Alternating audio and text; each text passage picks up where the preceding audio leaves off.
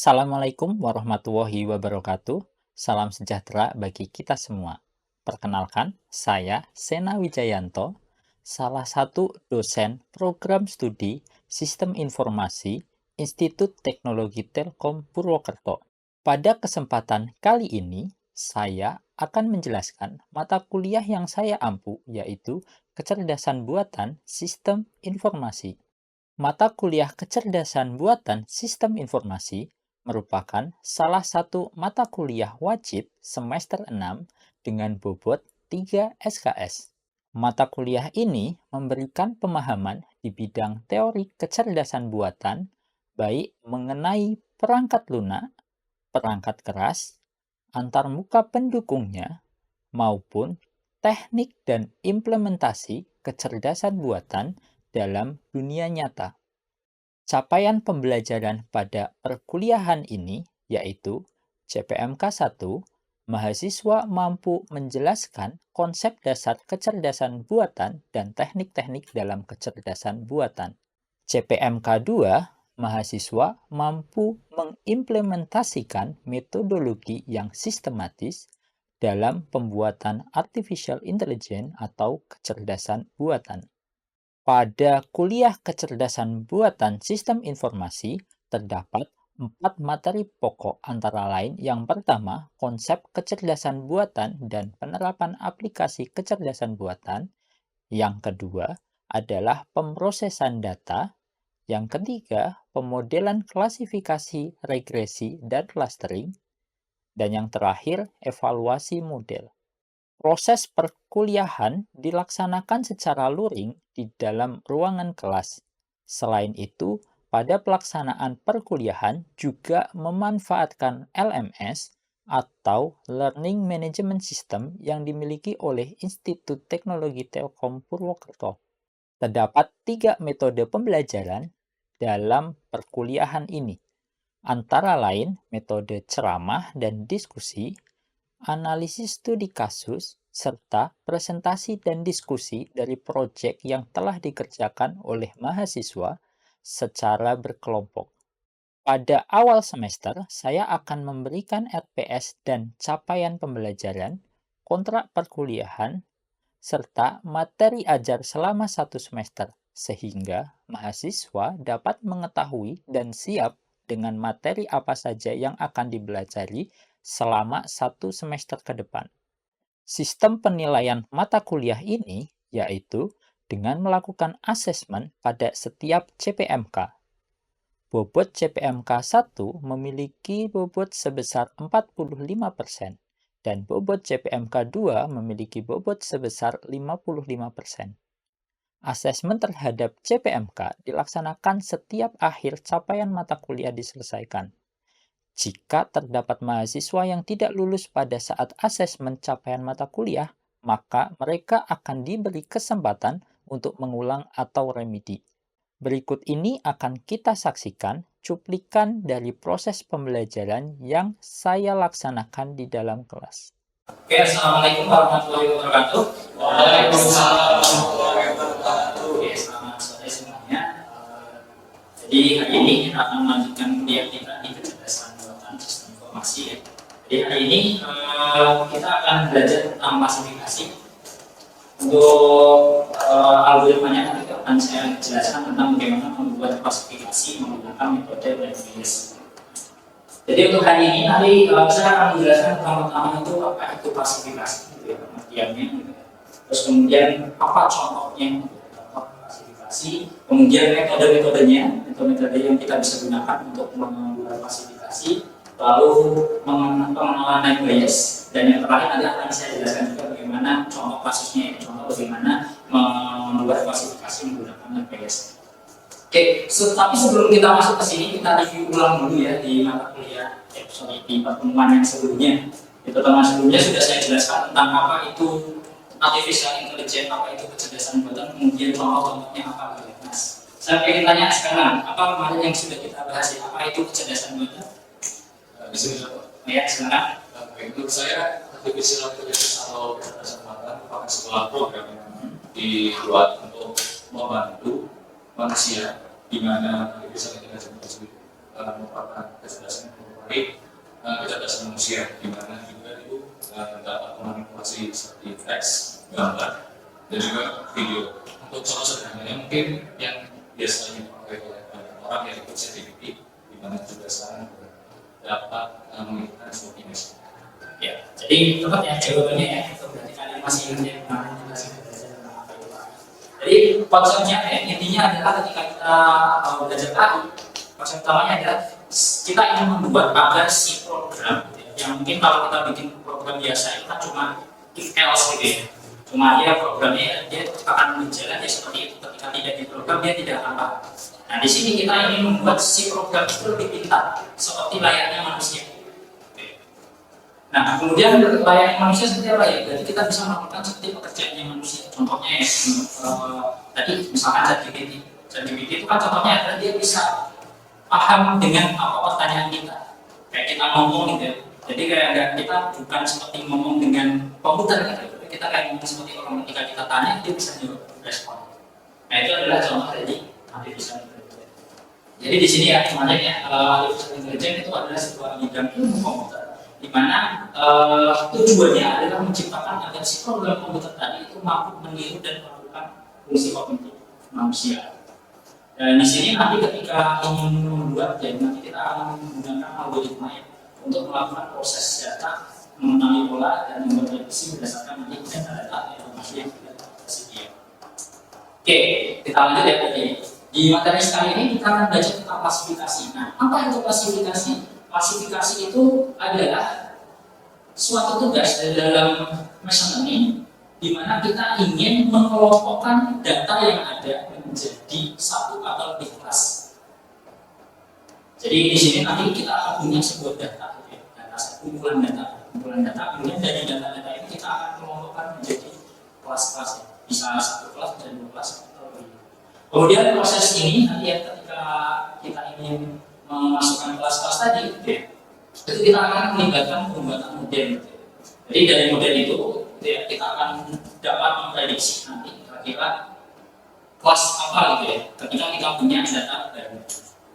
Jadi ketika di sini klasifikasi outputnya apa? Outputnya itu adalah berupa kelas.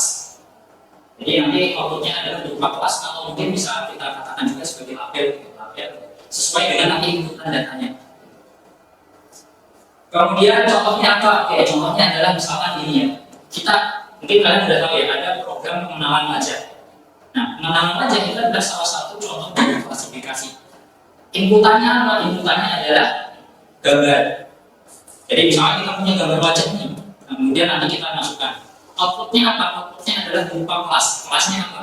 Kelasnya adalah nama orang. Jadi misalnya oh ini si A, si B, si C, itu adalah kelasnya.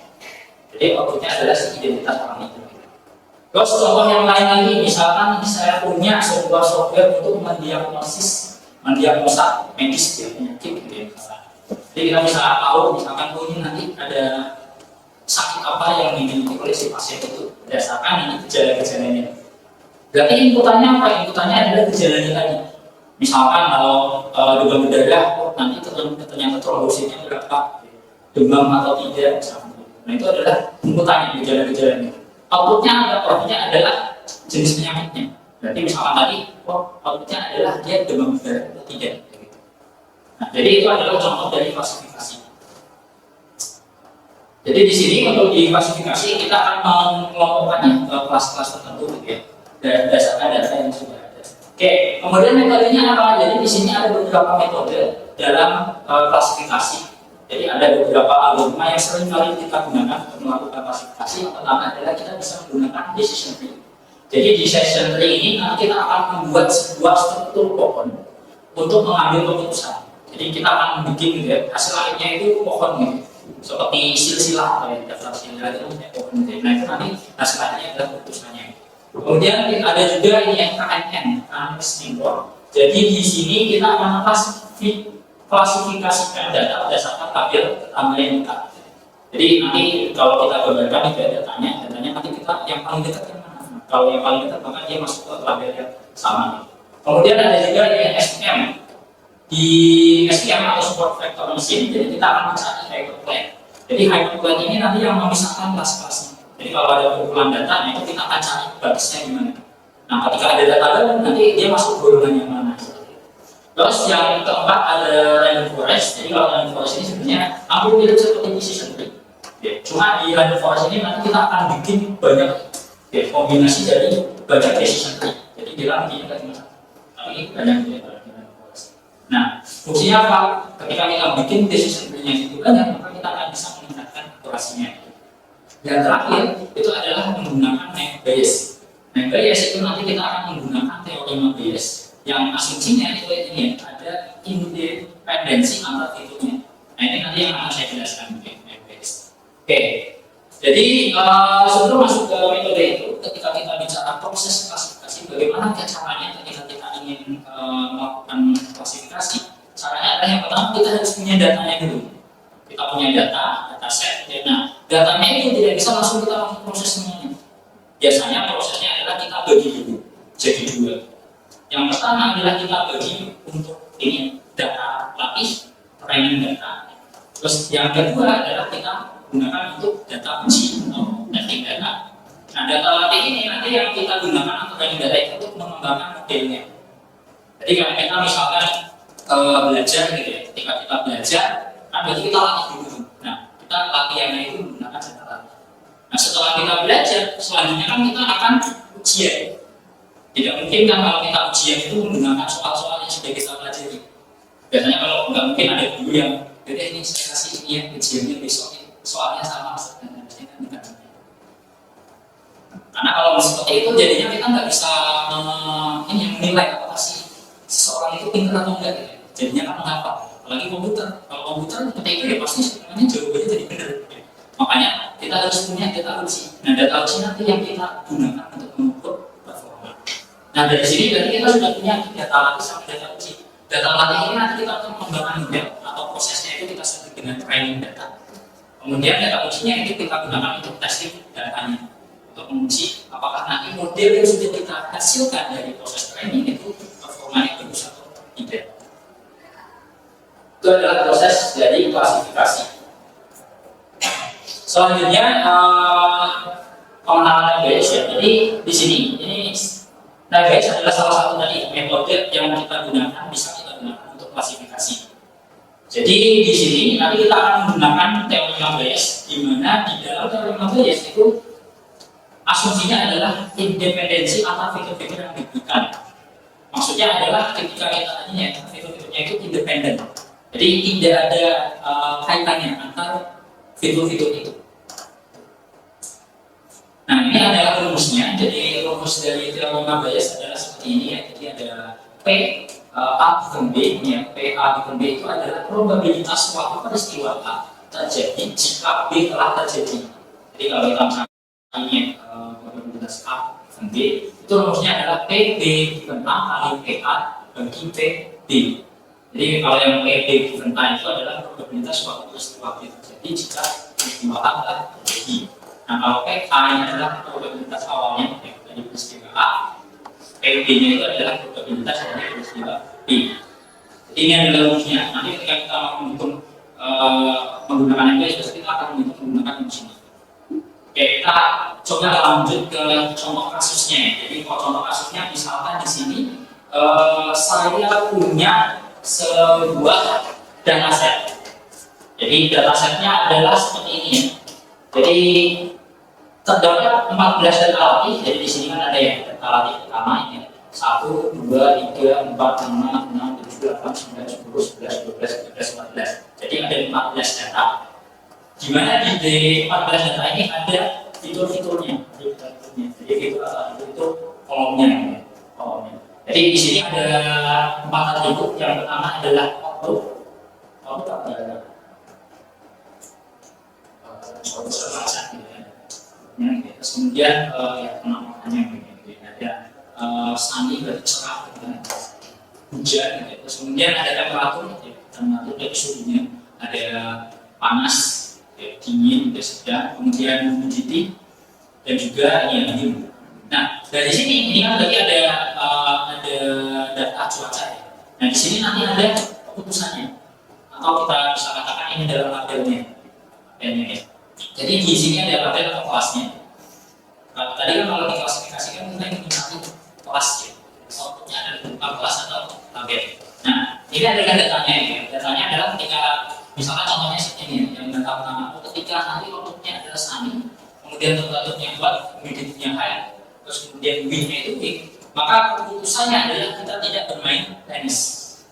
Kemudian ada juga misalkan yang yes ya, misalkan ini outputnya adalah overcast ya, temperaturnya adalah kuat, humidity-nya high, wind-nya weak, ternyata kita main tenis dan seterusnya. Jadi di sini kita akan punya kumpulan data di dalam dataset ini. Jadi di sini ada yang tadi ya data latihnya, ada dua kelas gitu ya, yes atau no gitu ya. Kemudian langkah selanjutnya adalah kita akan membuat ini ya, proses pelatihan. Jadi di sini ada proses pelatihannya. Nah, proses pelatihan ini nanti menggunakan rumus tadi, Bayes, menggunakan probabilitas. Jadi di sini kita bisa mudahnya adalah kita bikin seperti ini. Kita ada prosesnya dalam kota. Yang kota ini adalah kita lihat fiturnya. Jadi misalnya di sini adalah output ya, kita lihat dari outputnya dulu.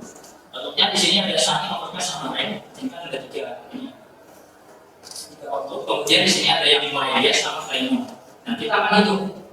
Di sini misalkan di sini 2/9. 2/9 itu didapat dari mana? 9 itu adalah yang yes-nya. Jadi kan di sini kan ada datanya itu 14 ya. 14 itu 9-nya itu yes. Ingat 1, 2, 3, 4, 5, 6, 7, 8, 9. Berarti ada 9 ya, 9 yes. Kemudian kita lihat dari yes itu yang outputnya sunny ada berapa? Jadi misalkan ini yes, yang outputnya berarti yang yes itu kan yang merah. Jadi kita cari yang merah itu sunny-nya ada berapa? Jadi ini ada 1, 2. Makanya di sini kita tulis 2/9. Kemudian kita coba lagi yang ini sunny no gitu ya. Sunny no berarti ini sama ya. Jadi kita lihat yang no. No itu dari yang hitam ya.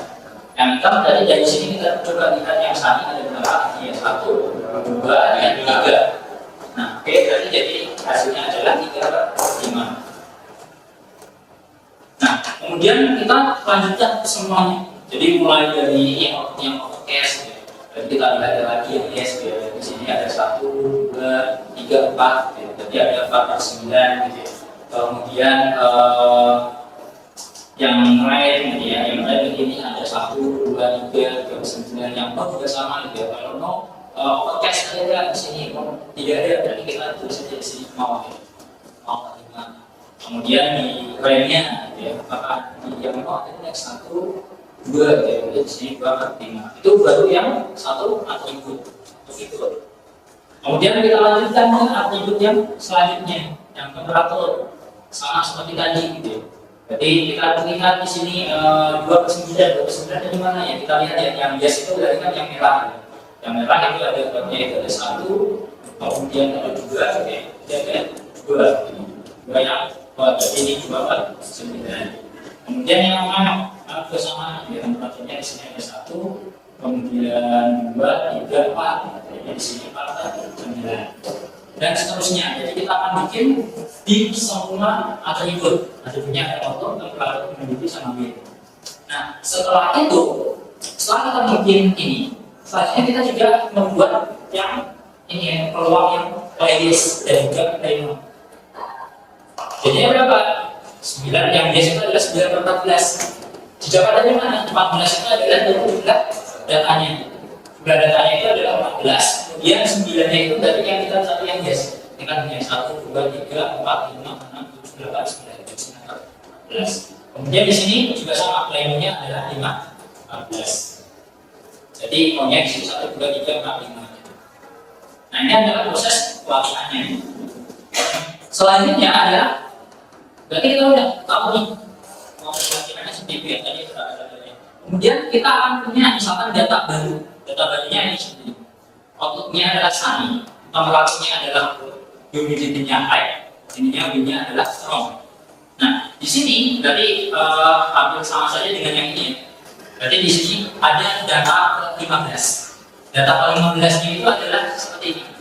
Sunny, cool, high, sama strong. Nah itu nanti yang akan kita cari. Kalau misalkan cuacanya seperti itu, kira-kira nanti kita bermain tenis atau tidak.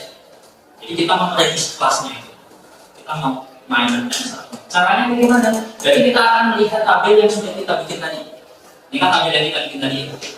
Nah, kemudian kita akan mencari dulu semua atributnya, baik yang yes maupun yang no. Jadi contohnya, yang pertama adalah kita lihat atribut output. Atribut outputnya kan ini Sunny ya. Jadi kita akan lihat yang pertama ketika ini outputnya Sunny, given play yes. Nah di sini adalah outputnya Sunny, given play no. Jadi kita lihat yang di sini ya, output play yes di sini 2/9. Kalau yang no, berarti yang ini 3/5. Selanjutnya kita cek juga yang temperatur cool. Jadi kita lihat di sini temperatur cool. Nah, temperatur cool dan ini 3/9. Jadi yang ini yang play yes 3/9, yang play yang no 1/5. Oh semuanya. Jadi semuanya dari yang atribut itu ya yang Sunny, cool, kemudian humidity high, yang high sama yang punya strong. Kalau sudah, berarti kan kita sudah tahu. Nah, ini terus kita tambahkan dengan yang ini. Play yes dan play no. Tadi kan play yes-nya ada 9/14, nah play no-nya adalah 5/14. Nah, setelah itu kita akan membandingkan dari semua peluang ini yang antara yang yes sama yang no itu lebih besar yang mana. Jadi di sini kan tadi ini ya peluang yes, ya. Jadi di sini kita yang akan cari gitu ya peluang yes, fix. Kemudian di sini berarti kalau kita cari apakah dia nanti bermain tenis atau tidak, gitu ya. Berarti kita akan cari peluangnya semuanya itu. Oke, ini yang yes, kemudian dikalikan P ke yes. Yes, kemudian ini, lalu yang kedua ini height ya, P yang height, yes, dikali dengan yang strong ya, P strong, even yes, dikali dengan yang P yes. Gitu ya. Nah, dari sini berarti kita tuliskan di sini tadi Sunny yes-nya juga apa? Di sini Sunny yes kan tadi Sunny given yes ya. Sunny given yes itu adalah 2/9 gitu ya. 2/9 gitu ya. Kemudian ada lagi yang equal yes berarti 3/9 gitu ya. 3/9 kemudian 3/9 lagi gitu ya. 3/9. Terus yang di sini terakhir adalah 9/14 ya. Kemudian setelah kita hitung hasilnya ketahuan gitu. Hasilnya berapa di sini ya? 0,003. 0,003. Nah setelah itu kita sama dengan cara yang sama seperti itu kita cari yang peluang yang no. Yang probabilitas yang no. Jadi yang P yang no ya. Dia caranya sama seperti tadi, tapi kita ganti yang ini ya, kita ambil yang ini sebelah sini. Jadi kita ambil yang sebelah situ, sama nanti hasilnya berapa? Oke, kita sama ya, kita masuk nanti ya. Hasilnya adalah ternyata hasilnya adalah 0,00206 ya. Nah dari sini hasilnya kan kita sudah tahu ya ada dua. Kita akan bandingkan mana yang lebih besar, yang lebih besar kan? Yang no ya, jadi yang lebih besar adalah yang berarti ini bisa kita simpulkan bahwa ketika ada data baru dari yang outputnya adalah sama output begini begini strong, maka bisa kita simpulkan kita tidak bermain tenis. Nah itu adalah cara penghitungan bias. Oke, sampai sini ada yang ditanyakan dulu. Ya, izin bertanya, apakah pada klasifikasi di dataset itu harus ada data kelasnya? Nah, itu pertanyaan yang bagus ya. Jadi sebagai contoh tadi ya, contohnya adalah di datasetnya kan seperti itu. Jadi lebih jelas. Nah, di sini kan ada data kelasnya ya, ini kan kelasnya. Jadi ketika kita ingin melakukan klasifikasi, outputnya itu adalah berupa kelas. Berarti ketika kita ingin melakukan training atau mungkin kita belajar, kita harus tahu kelasnya dulu. Jadi ketika kita ingin membuat klasifikasi, maka kita harus mencari dataset yang ada kelasnya. Kalau nggak ada data kelasnya bagaimana? Berarti kita harus bikin. Contohnya apa? Misalkan kita sudah punya data tentang medis misalkan, tapi kita nggak tahu ini sakit apa. Jadi kita harus kasih tahu dulu, oh ini sakit apa. Caranya gimana? Tapi kita nggak boleh asal ya. Jadi kita nanya dulu misalnya ke dokter, misalnya kalau ada gejala seperti ini, oh ini dia ternyata sakit apa, misalkan gitu. Atau mungkin kita bisa lihat ke medisnya, gitu, oh ini sakit ini demam berdarah, ini cuma sakit tipes, namanya masih angin biasa, misalkan gitu. Nah dari situ, jadi memang harus ada data kelasnya kalau di klasifikasi. Oke, ada lagi? Oke, kalau tidak ada ini ya, jadi mungkin itu saja untuk materi hari ini ya. Jadi di sini saya punya tugas untuk kalian, silakan nanti kalian bisa kerjakan. Di sini ada data seperti ini datanya. Pengerjaannya adalah hampir mirip seperti yang saya jelaskan tadi.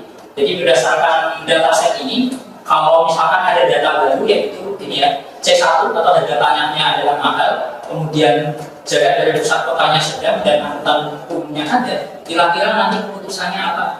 C4-nya keputusannya. C4 adalah tinggalnya. Apakah nanti kita mau beli rumah atau tidak? Oke, ide itu adalah tugas kalian, silakan nanti bisa dikerjakan, kemudian nanti bisa dikumpulkan di LMS. Datanya nanti satu minggu ya. Oke, mungkin itu saja untuk kuliah hari ini. Terima kasih semuanya. Saya akhiri. Wassalamualaikum warahmatullahi wabarakatuh. Waalaikumsalam.